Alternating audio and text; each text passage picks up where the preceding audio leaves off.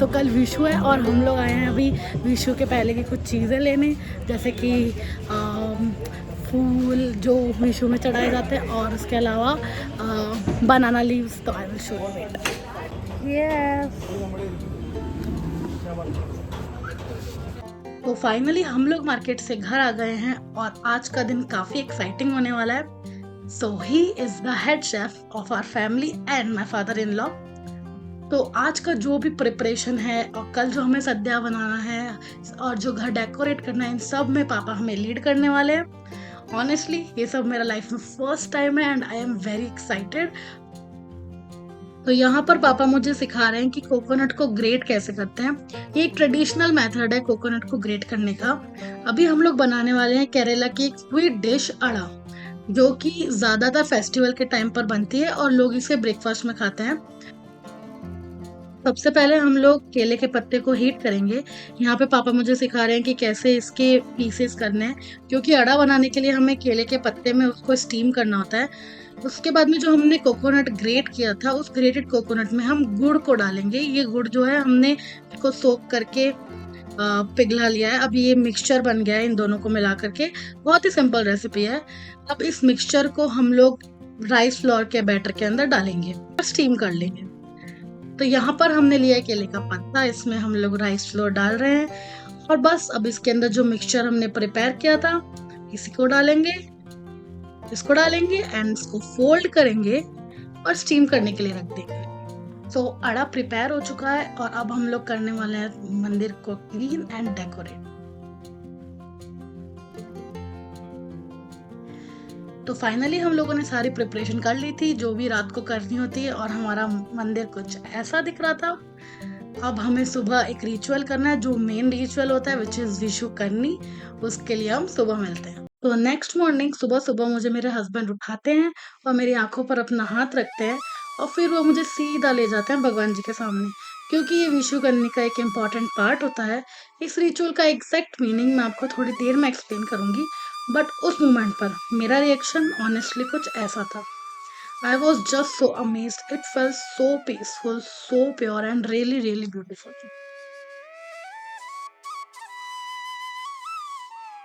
Hello दोस्तों, विशु आसम सगल। I think मैंने सही बोला हो, but okay, so it's my first time. So I am a north Indian but just got married to a south Indian, to a Keralite, to a Malayali. Okay, so आज मेरा first Vishu था। तो सबसे पहले समझते हैं विशु होता क्या है। Okay, for all my north Indian friends, Vishu होता क्या है।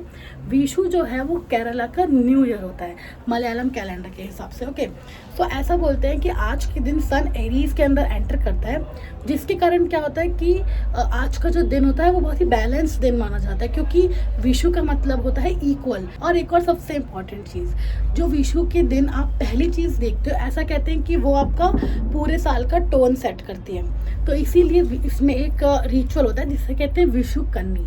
विशु कन्नी बेसिकली क्या होता है कि अर्ली मॉर्निंग उठ करके हमें सबसे पहले जो चीज़ देखनी होती है वो विशु कन्नी होती है, जो कि अभी मैं वीडियो में आगे दिखाऊंगी या फिर आप लोग ऑलरेडी देख के आए होंगे। देखते ही सेगमेंट में कहाँ डालती हूँ। सो विशु कन्नी में होता है मतलब गोल्ड, फ्लावर्स, फ्रूट्स, ये सब रखते हैं और सबसे पहले आँख खोलते हैं हम वो देखते हैं सुबह सुबह। तो ऐसा बोलते हैं कि वो धन धान्य को रिप्रेजेंट करता है कि आपका पूरा साल अच्छा रहे, धन धान्य से भरपूर रहे, ये सब होता है। और उसके बाद में एक बहुत ही अच्छी रिचुअल है जिसको बोलते हैं विशु कैरनाटम। ओके, विशु कैरनाटम, विशु कैरनाटम। ओके, तो विशु कैरनाटम क्या होता है, बहुत ही बढ़िया है। इसमें जो सबसे घर के जितने भी बड़े लोग होते हैं वो घर के छोटे लोगों को पैसे देते हैं। ठीक है, तो बचपन में जब हम लोग नवरात्रि में जाते थे तो हमें कंजक मिलती थी, बट उसके बाद क्या है कि जब से हम लोगों ने वो कंजक पे जाना छोड़ा है, हम बड़े हो गए, तो वो हम लोग हर साल कंजक पे बहुत मिस करते थे। बट शादी के बाद में this is the first time, मतलब मुझे एकदम वैसी फील आई। तो मैं घर में सबसे छोटी हूँ। ओके, सब लोगों ने मुझे विशु कैरनाटम में पैसे दिए और मुझे बहुत मज़ा आया। Like I literally enjoyed it. उसके बाद सब सद्या खाते हैं और ये सब, बस बाकी की चीज़ें वीडियो में देखी होगी आप लोगों ने या फिर अभी दिखा दूंगी। दिस वाज द अड़ा जो हमने रात को बनाया था।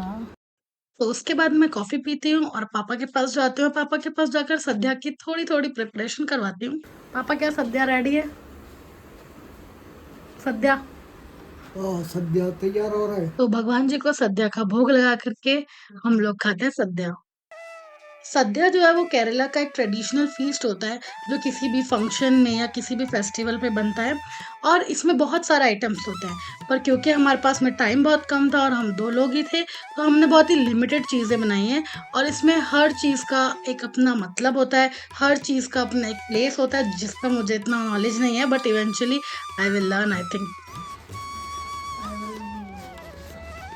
Yes papa. पापा कैसा रहा?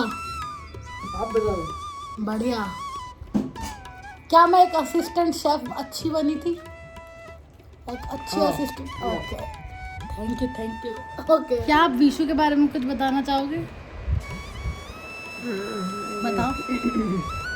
इसमें तो हमारा नया साल शुरू रहने वाली क्या वो है मलयालम में।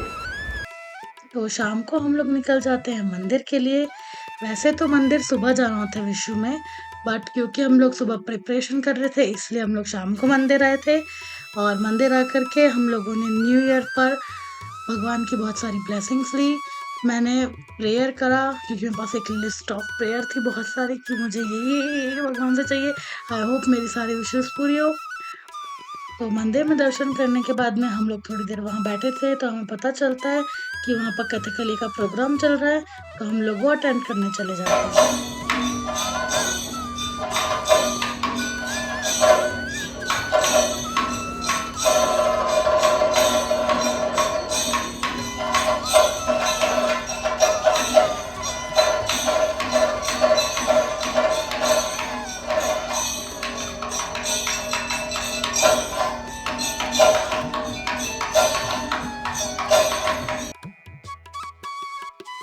मंदिर जाकर के आ गए हैं।